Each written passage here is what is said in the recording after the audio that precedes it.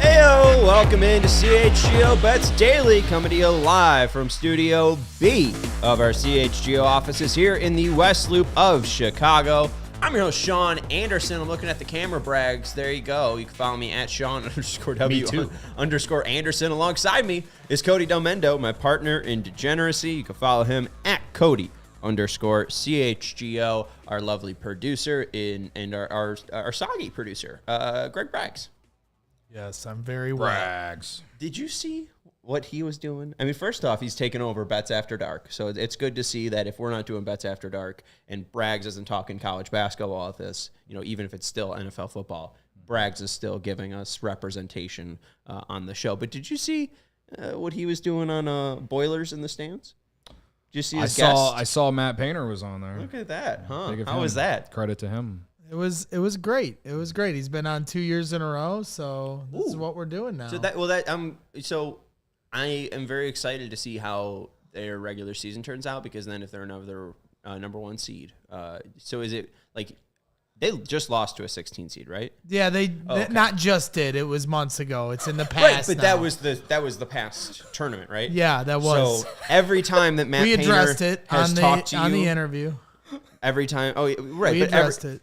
Did you say like, hey, Matt, last time you talked to us, you then lost to a 16 seed. If you lose to another 16 seed, will you know what I told him? I gave him the good old Joe Madden speech, Cody. As a Cubs fan, Matt Painter's a season ticket holder, and I told him never let the pressure exceed the pleasure, which is one of my favorite Joe Madden quotes. That's a good way. That's a good way to do it. You told this to Matt Painter to like rile him up? I did, just give him the rally cry. Yeah, boy. Good luck to Purdue. Wow. And then I told Matt Painter that he scares the shit out of me. That every time I have to ask him a question in the post-game pressers, that he gives this Velociraptor focused look at you that it literally scares the shit out of me every time. Now I feel like this plug's getting too long. Go listen to Bragg's podcast. All right, let's jump into some college football. The biggest game of the week is coming from the Pac-12. You got Oregon versus Utah. There was another top 20 matchup last week between USC and Utah. And man, USC can't play defense. Oregon has won, get this, 18 straight games at Rice-Eccles. I think they have won 29 straight games with fans in attendance, and they are 29-1 in their last 30 home games. Utah is a monster in Salt Lake, but Oregon is the better team. Right now, the line is 6.5. Isn't the game at Utah? Yeah. Okay. That's why I was talking about Utah's home winning streak. Okay. My bad. Okay. Maybe I misunderstood what you're saying. Sorry. Continue. Fine. So the point is that Utah's really good at home. They are very good at home. I've rode them a few times at home just because I know they're very good at home. There you go. Oregon is 6.5 point favorites though. So do you like them enough to sprinkle the money line? Do you like the Utes to cover 6.5? Last year this was a 20-17 game. No Cam Rising, and he's out for the season. But it seems like the quarterback that at least stepped into USC could throw against that JV defense. Yeah, I mean, it's hard to not want to ride the Utes here, right? Like Oregon, they had that huge game against Washington on the road, then went home, didn't really have a letdown. They didn't cover the 19.5 or whatever against Washington State, but they did go on the road and win by double digits. So it's not like they were, it's not like they only won by a touchdown or won by 3 or anything. Oregon's really good, man. Like they lost. They lost to Washington, but but covered because you got 3 in the hook and then lost by 3. So the way that I explained it at first, it was like I was saying it as if they won, but they definitely lost. But It was a close game. To me, this is obvious. I mean, obviously, it's a must-win game for Oregon if they plan on being part of the college football playoff. I think they're good enough to be a part of the college football playoff. Their defense is really good. Bo Nix has been. I mean, even in that game against Washington, it's not like it was his fault that they lost. It came down to them deciding to go for it on 4th down instead of maybe punting the ball and relying on their defense to maybe send it to overtime. Oregon's played. They have played Washington State, Washington, Stanford, Colorado, Hawaii, Texas Tech, Portland State. Thank you. And that's it. So the toughest team they've played is definitely Washington State. Utah, on the other hand, they just played USC coming off the loss against Notre Dame. You were thinking that maybe USC might bounce back. They did not. They beat USC by 2 points on the road at SC. They didn't beat Oregon State, though. And I think me and you both think Oregon State's a pretty solid program. They beat UCLA 14-7 in a defensive-minded or defensive-style game, basically. And that's basically what Utah's been all year. Is like their defense has carried them. Their quarterback has been a game manager, and they run the ball a ton. I just think Oregon has a little bit of a better offense. But is 6.5 enough? I would just buy the extra half point and take Utah +7. I would take Oregon at -6.5, but for the sake of, I don't know, like the fact that Utah is at home here, I want to take Utah. See, and that's the reason why I think it even opened. You just had that on covers. I think it opened at like 5.5, and now it's moved a little bit towards 6.5. I love Oregon in this spot mainly because the main stat I keep hearing is 29-1 or 18 straight. Like that does not matter. The past 30 games does not matter for this one. Do you know what? You've had a really good preparation, and you're probably going to be prepared for this game, but Oregon has got, the quarterback that's played in the most college games ever in Bo Nix, who's played over 60. Parker Fleming at Stats of War on Twitter is projecting the point line to be 8. So, at least his projection would put this at -8 for Oregon. Let's go.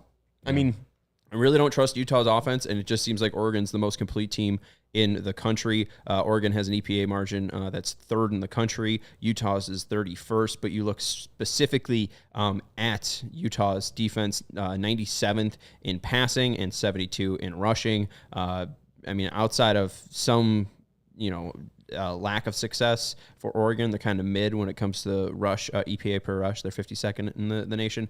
They are fantastic against the pass. So, if Utah's quarterback isn't that threatening at the pass, maybe they can make their, mid run defense just a little bit better. And if, they're a top 30 run defense, they probably shut down Utah. So I like Oregon to win this handily. I don't really see any game that sticks out in Oregon's pass that makes me worried about them.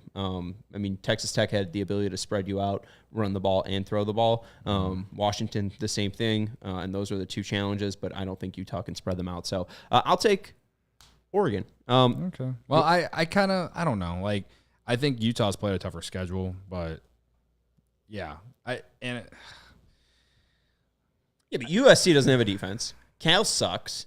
Oregon State was a pretty tough game to watch, both sides. Even though Oregon State won by 14. UCLA is terrible. They have the best defense in the Pac-12, but they really don't have an offense. Yeah, they're implementing a bunch of new players. Nebraska stinks, Baylor stinks, and then Florida.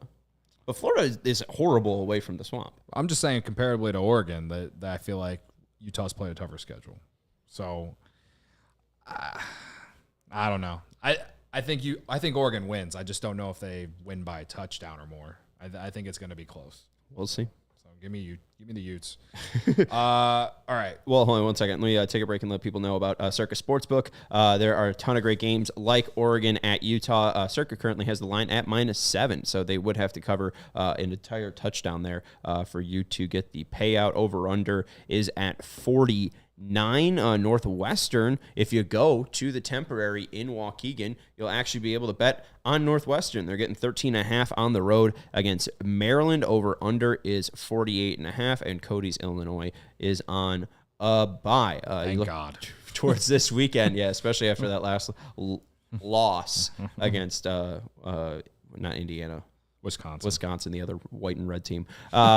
Bears line right now for Sunday night too, currently 8.5 versus the Chargers, over under at 46.5. And the reason why we left CIRCA Sportsbook is their type money line splits. Games on CIRCA will strive to be a -110 split, unlike other sportsbooks, which may use a -115 or -20. So if you are trying to bet the spread, if you are trying to bet the over-under, you will always get a line that is close to -110, and they will always have the most friendly odds, or will try to have the most friendly odds towards you. The better or closer you are to -110, the less money you are giving to our sportsbook. If you put $25 down, you are getting about like $24.50 back, right? If you're paying around -120, you're getting about $20. Braggs is playing an ad that's not the one that I'm trying to do. Mercy. But anyways, go download the CIRCA Sportsbook app at circasports.com/Illinois-app. That's circasports.com/Illinois-app to sign up today. Also be on the lookout for CIRCA events, watch parties, and tailgates. Our next tailgate is on November 9th,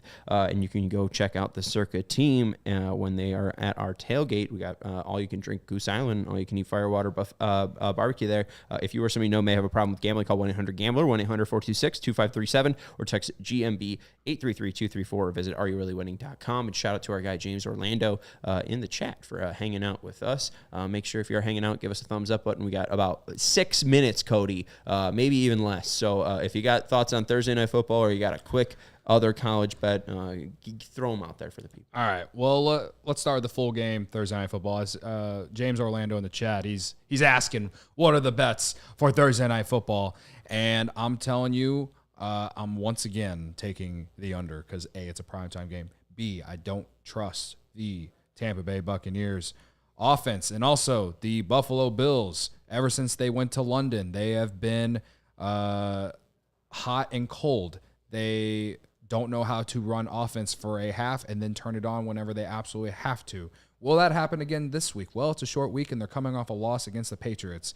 I feel like if I were to bet the spread, I would take the Buccaneers because I just can't trust this Buffalo Bills team in general because they don't know how to play all four quarters. That said, I think the safest play is to take the under legitimately outside of just the primetime under trend because A, their defense is still good enough to where they should slow down the Buccaneers, and they've kind of come back down to earth after their first couple games of the year. I like the defense for the Bills here to at least hold the Buccaneers down, and it's at 43.5, I believe. So yeah, I like the under there. My one prop for sure is Josh Allen to throw an interception. You can get it at DraftKings Sportsbook or at CIRCA at basically -110, -115 on DraftKings Sportsbook as well. I think that is good value considering Josh Allen has thrown an interception in all but 2 games this year. So I know the Bucs pass defense isn't exactly great, but they like to throw it and they get good pressure. So yeah, they get good pressure and they like the Bills love to throw it. And even against he even threw an interception against the Giants a few weeks ago, and I know that their pass defense is solid. But to me, Josh Allen, he is great, but also he is a little bit of the Bills rely on him so much to like save them week in and week out. I think it's pretty much a lock that he is going to throw an interception tonight. Lock it up. We got to get out of here, so make sure you're hitting the thumbs up button. Make sure you hit the subscribe button. We got the Chicago Sports Podcast coming up after. I do have one best bet, and it does, I think, deserve a boost. So if you have any use boost, a Thursday Night Football boost. Yeah, there's a Thursday Night Football boost at a couple bucks. But use one of them if there is a Thursday Night Football boost that you have on Dalton Kincaid. Over 3.5 receptions. I boosted it last night at -156 up to -104. In the 3 games that he's gotten over 60% of the snaps, he has gotten 4 receptions. Dawson Knox is out. In the last game, he got 8 receptions, caught all 8 of those passes. Every target he gets to, he catches. He's a catching machine, knock on wood. I swear to God, if he has a drop that makes him only have 3 receptions, I'm going to scream. But I think that's a great bet for tonight. So let's go Dalton Kincaid, and hey, maybe he'll try to throw Dalton Kincaid a pass and get it picked off. That's Cody Delmendo. Follow him at Cody_CHGO. I'm Sean Anderson. You can follow me at Sean_W_Anderson. Thanks, Braggs. Bye. We all silly like the mayor.